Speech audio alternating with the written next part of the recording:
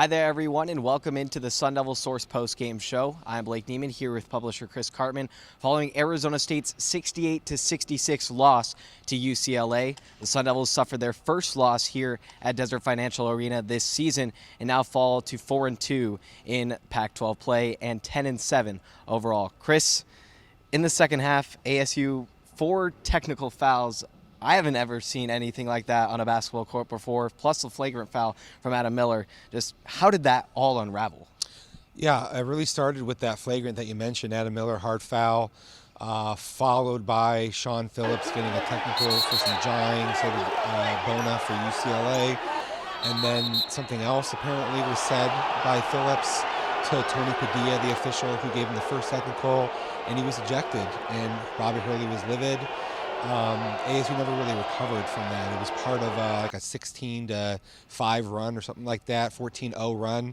And then subsequently we saw Jemiah Neal get a technical foul, Brian Salabonga get a technical foul, and that really undid ASU. I also haven't seen 4 technical fouls from players in the second half of the game that didn't include a fight. If you get a fight or a coach ejected, then sometimes you get to 4. Yeah. This was a very strange thing. ASU really, to my view, they unraveled in the situation. And undoubtedly, when you don't have Phillips for the final 10 minutes after leading by 13 at halftime, that coupled with the free throw differential because of those technicals was the difference in the game. Bobby Hurley came in immediately at the postgame presser and said, "I'm not going to say how I really feel." So just the thoughts on that whole situation and Bobby Hurley's thoughts after the game. He was very animated. He repeated that several times. It was a little almost surreal. He didn't want to criticize the officials, it appeared, but he said, "Say hello to the bad guys. Nobody's worse than us," or something like that. And I just think the frustration was boiling over, right? And he did allude to some things that need to be changed with his team to manage their emotions better in such situations. The reality is, ASU fans know that Bobby Hurley's teams, they're a roller coaster. This is not really that. This particular thing has never happened before, but just the up and down nature of ASU basketball, it never really seems totally settled. It's like they're bouncing around in the seas out there. Just, sometimes things go on, sometimes they don't. They feed off of his emotion and they take on his personality. And I think both of those things can be positives, but there's also negative elements that go with that. He's the type of person who does like to jaw at the officials quite often and is a very emotional coach on the sidelines. And I think his players often can take on some of that in a way that's not as productive. Although there was a lot of negative in that second half for ASU with all the technical fouls, they did outplay UCLA good enough outside of those technical fouls and free throws to win the game, especially coming off a poor shooting performance against UW to come now here. Frankie Collins got going again beyond the arc. Adam Miller got off to a hot start. Just your thoughts on ASU's scoring ability, and it's kind of been up and down throughout the season, but are they finally starting to find their stride? Yeah, that's the thing that's so sad about this for UCLA, for ASU, is that they're better than UCLA, I think, pretty clearly, and they lost this game at home. They should never have lost. They played well enough. The recipe for ASU success is playing well defense, not giving up second chance baskets and offensive rebounds, and ball security, and then being good with your shot selection. I think they checked those boxes tonight for the most part, and they had 6 turnovers in the whole game. One at the half. It was a great first half. They made threes. Adam Miller got going early. Have success. Hit a few threes from 3 of those guys. Shooting the ball better than he has all season, and that should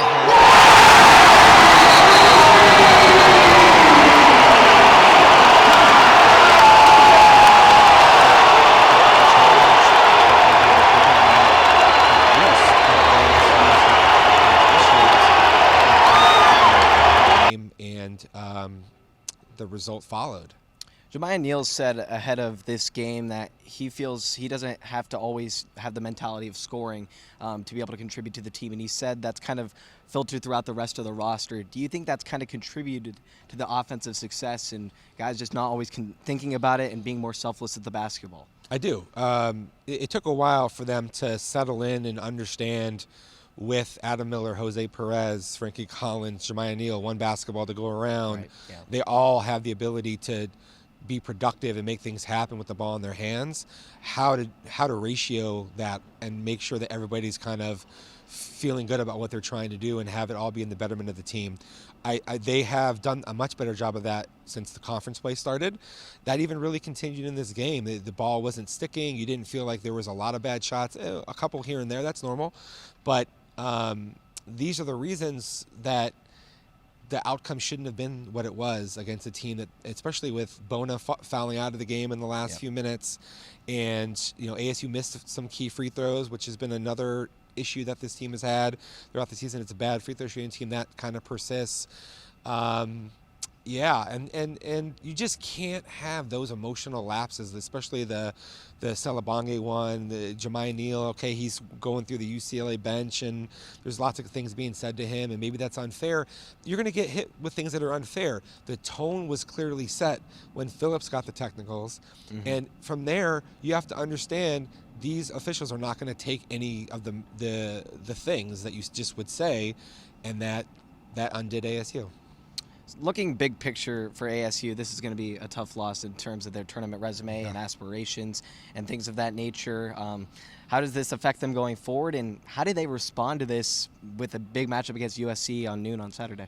They had no margin for error almost already. So then you lose a game at home to UCLA that shouldn't happen. Now you're just much further behind. The reality is they're going to have to win every game pretty much that they should win, and then steal some games where they're going to be an underdog on the road.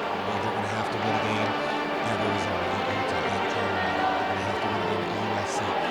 A couple of those. And tough trip coming against Oregon. And maybe Oregon, right? And then they can't lose again at home, right? They've already played most of the tougher teams that they're going to play at home. There's a couple that are left, but you have to protect home court, win the rest of your home games, and then steal some of these. The Oregon, Utah, Colorado, Arizona, USC. You got to get a couple of those wins. If you do that, and then maybe make a run in the Pac-12 tournament, okay, there's a chance. But there's just this was almost catastrophic tonight after how good of a job they did to set themselves up at 4-1. This was a thing where they should have been 5-1, maybe 6-1 after USC, and really rolling with the way that they've been playing a lot better and feeling good about themselves. But you leave this game instead miserable with the outcome, the emotion of it, how you handled it, and now you have to quickly recover and try to play against an even better team, I would say, in USC, more talented, especially at the offensive end at a minimum, and you can't lose that game. It's going to be tough for ASU to respond after this one. We're unraveling in the second half, but that's going to do it for the SunDevilSource Postgame Show. ASU falls to UCLA 68-66. They'll be taking on USC this Saturday at noon. We'll see you next time.